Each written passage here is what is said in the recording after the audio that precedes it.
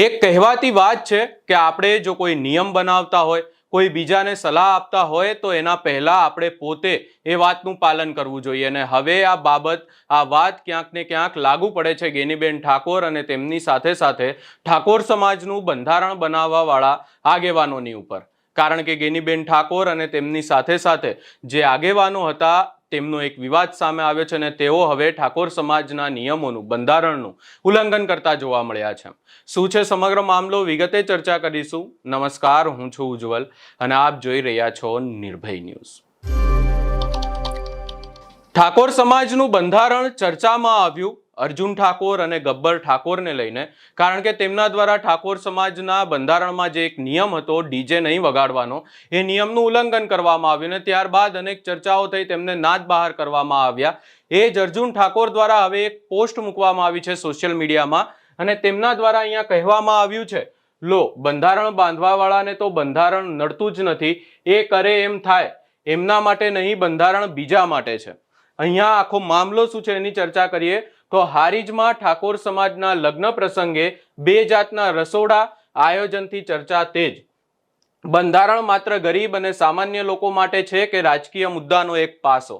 આવું કેમ કહેવામાં આવી રહ્યું છે એની ચર્ચા કરીએ તો અહીંયા આપણને અમુક એ લગ્નના પ્રસંગના દ્રશ્યો જોવા મળી રહ્યા છે, જેમાં અહીંયા આપણને જે વીઆઈપી ભોજન જોવા મળી રહ્યું છે તેની સાથે સાથે આગળ પણ ચર્ચા કરીશું આખા ફોટોને લઈને। અહીંયા લખવામાં આવ્યું છે કે થોડા સમય પહેલા પાટણ બનાસકાંઠાના વિસ્તારમાં ઠાકોર સમાજ દ્વારા બંધારણ બનાવવામાં આવ્યું, જેમાં વિવિધ મુદ્દાઓ દ્વારા સમાજને ખર્ચથી બચાવવા માટે ગેનીબેન, ચંદનજી ઠાકોર જેવા નેતાઓ મેદાનમાં આવ્યા। પરંતુ તાજેતરમાં હારીજમાં ઠાકોર સમાજના અગ્રણી ડીવી ઠાકોર, પાટણ જિલ્લા પૂર્વ પ્રમુખ બીજેપીના શુભ લગ્ન પ્રસંગે 2 જાતના રસોડા આયોજન કરવામાં આવ્યા, જેમાં એક સામાન્ય લોકો માટે સામાન્ય બંધારણની વાનગીઓ અને બીજી તરફ વીઆઈપી લોકો માટે અલગ અલગ જાતના મિષ્ટાન। આ વાતને લઈ અને ક્યાંક ને ક્યાંક ચર્ચાઓ પણ થઈ રહી છે।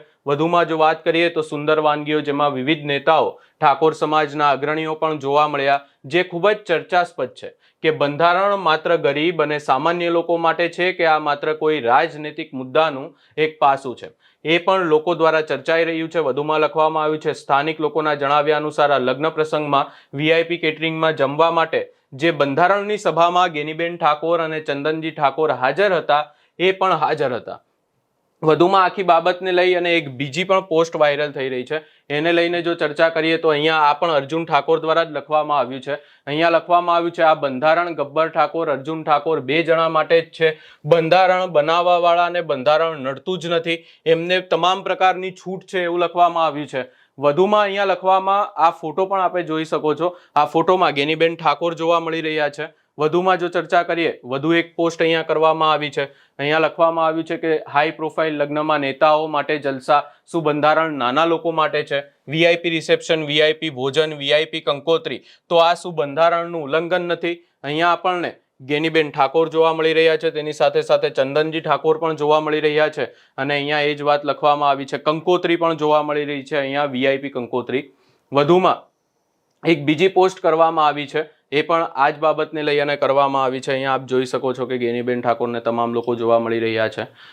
વધુમાં આ સમગ્ર બાબતને લઈ અને આખો જે પ્રસંગ હતો તેની અંદર આપણને જેમણે એક બીજા પણ નેતા હતા કે જેમણે સલાહ આપી હતી અને તેમની એક પોસ્ટ પણ વાયરલ થઈ હતી, તેમના દ્વારા એવું કહેવામાં આવ્યું હતું, સ્વરૂપજી ઠાકોર, કે ઠાકોર સમાજના બંધારણના જે પાલન કરવાનું છે, બંધારણના નિયમોનું પાલન કરવાનું છે, એની શરૂઆત હું મારા ઘરેથી જ કરું છું। વધુમાં આ સમગ્ર બાબતને લઈ અને જે વિડીયો સામે આવ્યા છે એના ઉપર પણ નજર કરીએ।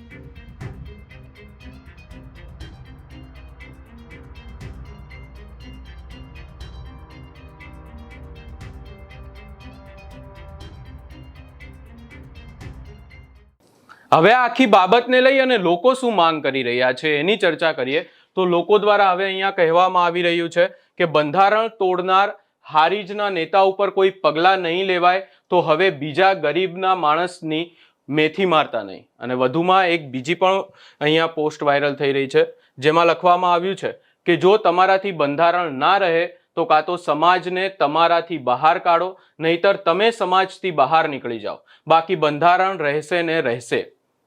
અહીંયા આપણે જ્યારે આખો વિવાદ સામે આવ્યો હતો બંધારણને લઈને ત્યારે આપણે અનેક નિવેદનો સાંભળ્યા હતા, અનેક નેતાઓના પણ નિવેદનો સામે આવ્યા હતા. ગેનીબેન ઠાકોરે પોતે પણ એવું કહ્યું હતું કે બંધારણના નિયમો તોડનારને સમાજમાં કોઈ સ્થાન નથી, જે પણ બંધારણના નિયમોનું ઉલ્લંઘન કરશે એને સમાજની બહાર કરવામાં આવશે. અને આવું થયું પણ, જે આપણે જોયું કે અર્જુન ઠાકોર, ગબ્બર ઠાકોર એમને સમાજની બહાર પણ કરવામાં આવ્યા. ત્યારબાદ એક ચર્ચાઓ બીજી પણ થઈ રહી હતી, એક સરપંચને લઈને અને લવિંગજી ઠાકોરને લઈને થઈ રહી હતી. ત્યારબાદ લવિંગજી ઠાકોર અને સરપંચ દ્વારા સમાજની માફી માંગવામાં આવી હતી, દંડ ભરવામાં આવ્યું હતું. હવે અહીંયા ચર્ચાઓ આ લગ્ન પ્રસંગને પણ લઈને પણ થઈ રહી છે. અને હવે ચર્ચાઓ એટલા માટે થઈ રહી છે કારણ કે જેમણે ઓગળધામમાં બંધારણ બનાવ્યું હતું, જેમણે બંધારણની જાહેરાત કરી હતી, એવા ગેનીબેન ઠાકોર પોતે જ આ પ્રસંગમાં જોવા મળ્યા. તો શું તેમના દ્વારા બંધારણના નિયમોનું ઉલ્લંઘન નથી થયું? શું આ જે ભાજપના પૂર્વ નેતા છે કે જેમના ત્યાં પ્રસંગ હતો તેમણે ઉલ્લંઘન નથી કર્યું? જો સામાન્ય લોકોને, જો લોકો અવાજ ઊભો કરતા હોય સમાજના બંધારણની સામે, એમને જો સમાજની બહાર કરવામાં આવતા હોય તો પછી શું આ નેતાઓને સમાજની બહાર કરવામાં આવશે? એવા અનેક સવાલો ઊભા થઈ રહ્યા છે. આ સમગ્ર બાબતે તમારો શું અભિપ્રાય છે એ અમને કમેન્ટ કરી જરૂર જણાવશો. અમારી ચેનલ નિર્ભય ન્યૂઝને લાઇક, શેર, સબસ્ક્રાઇબ કરવાનું ભૂલશો નહીં.